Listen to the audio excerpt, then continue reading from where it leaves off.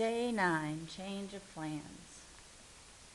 Aunt Pretty was so anxious to hear what I was up to, she pestered me all through dinner to tell her the story. When I finally told her and Pa about Uncle Alf, she was even more interested, especially after I said he'd asked about her. I never knew Alfred carved that little village. That would be something to see, Aunt Pretty said. Aunt Pretty sat on the edge of her rocker. Her hands were still for once. Alfred? You call him Alfred? I was amazed. Goodness, I've known him my whole life, Aunt Pretty said. I never saw that little village, though. Why don't you call on him, Pretty? I recall you two were friendly at one time, Pa suggested with a slight grin. I think I'll do that, Aunt Pretty declared. I'll bake him an apple pie. I bet it's been years since Alfred had a homemade apple pie. It's a rough road to his house, I warned her. You'd have to be a mule to make it. Aunt Pretty laughed. I've been down plenty of rough roads, and I'm as stubborn as a mule. You know that. I could see she was determined. Wear your blue dress when you go, I suggested. I like that dress. My aunt's face turned pink. I'm just going to see the carvings, but maybe I'll see if that dress is clean. She started to go inside and then came right back. Lord, I got so caught up in hearing about Alfred, I forgot that I had something important to tell you, Evan. What? I went down and made a long-distance telephone call today, she announced proudly. That got my attention since we didn't have a phone. The locals all went to Younts General to make their calls. Hiram charged them a pretty penny to do so, but long distance. I called Cousin Lottie in St. Louis. She's our second cousin on my mother's side. She worked for some rich folks there till she got married. Now she's got a house in the city and a couple of kids, younger than you, Evan. Anyway, she said she'd be plain delighted to have you visit her the week after next. Says she misses having kinfolk around. I couldn't believe the words coming out of Aunt Pretty's mouth. I haven't seen Lottie in years. Not since the funeral, said Pa, lowering his voice at the thought of my mother's passing. I remembered Cousin Lottie, big and friendly, with braids that wound around her head like friendly snakes. St. Louis, I half whispered. Can I go, Pa? Well, if your aunt went all the trouble of making a phone call, I should say so. I can hire Buck Fielding to work for a couple of days. He's always happy to earn a little extra. So there it was, St. Louis, Missouri. There had to be some of the wonders of the world there. Why, they'd already had a World's Fair. There were tall buildings and a zoo, museums, cathedrals, and even the mighty, muddy Mississippi River with a famous bridge across it. A fellow who'd been to St. Louis would never be the same again. The next morning I woke up to the smell of apples and cinnamon drifting through my window. By the time I got downstairs for breakfast, Aunt Pretty was covering an apple pie with a towel. I saw that she was wearing her blue dress, freshly washed and ironed, and there was a brand new band of crocheted lace around the collar. I thought I'd mosey down to Alfred's early, she explained. He could have some pie for breakfast. Maybe you ought to take along your clothespin people, Pa suggested. Not this time. Not yet, she said mysteriously. Then Pa did something else shocking. He offered her a ride in the pickup. No thanks. I'll enjoy the walk, Aunt Pretty told him. Say howdy for me, Pa said. You look mighty nice. My stars. Hard as it was to believe, my aunt traveled down the road, and she did look real nice. And if my aunt was actually pretty, well, it might be another wonder of Sassafras Springs. Looks like Alf D is going to get your aunt's apple pie at last, said Pa as he watched her walk away. You could have knocked me over with a feather. You mean he was one of the ones who lost out to Holt? Pa just winked his answer. Maybe Uncle Alf was carving up a wedding scene right now. After all, like Pa said, Aunt Pretty was still in her prime.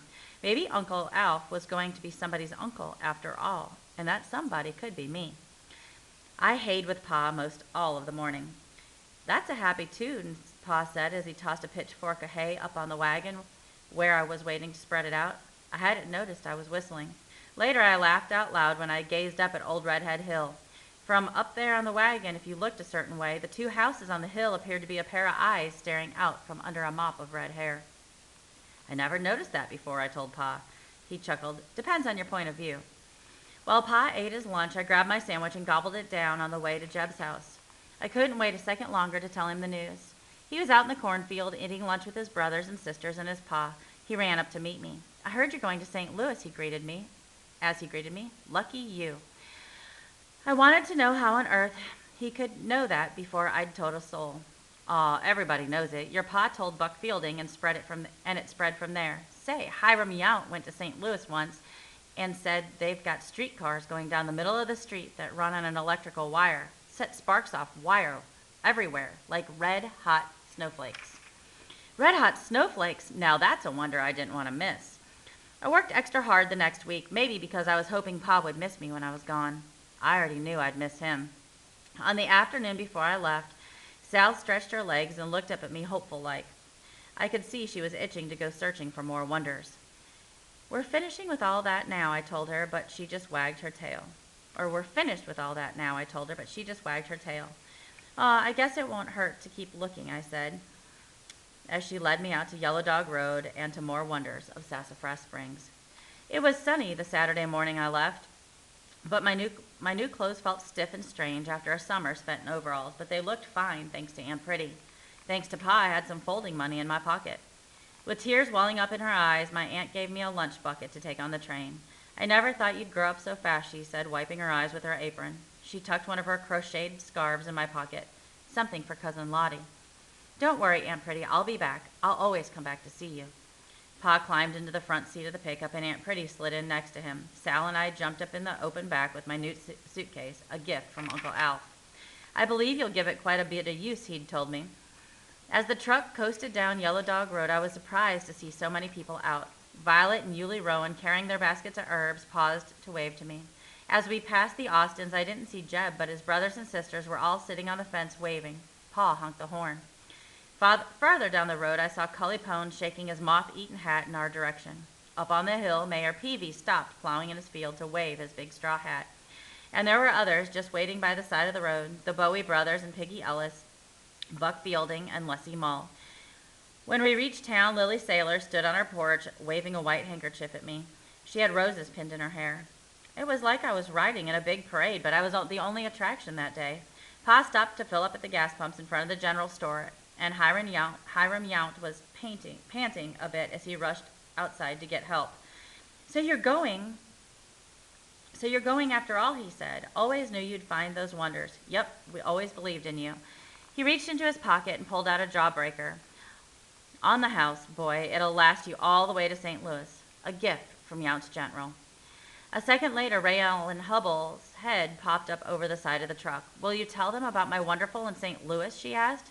Maybe so, I said, which seemed to please her. Pa started the pickup and we turned onto the county road, waving to the small crowd that had gathered at the crossroads. Right about then, Coogie Jackson shimmied up the county road signpost to shout his goodbye. Watch out for cyclones, I heard him call. My heart thumped hard in my chest. I'm leaving Sassafras Springs now, I told Sal. I'm going to St. Louis. All of a sudden, there was Jeb running along the side of the truck with those long legs of his he could almost keep up.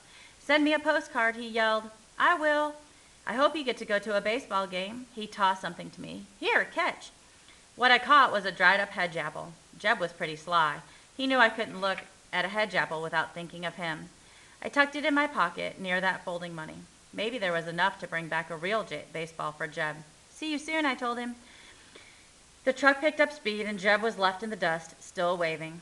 Sassafras Springs seemed as tiny as the town on Uncle Alf's dining room table. See you soon, I said aloud, even though Sal was the only one listening. I guess Columbus and Balboa told their friends the same thing when they started out on their big journeys. See you soon.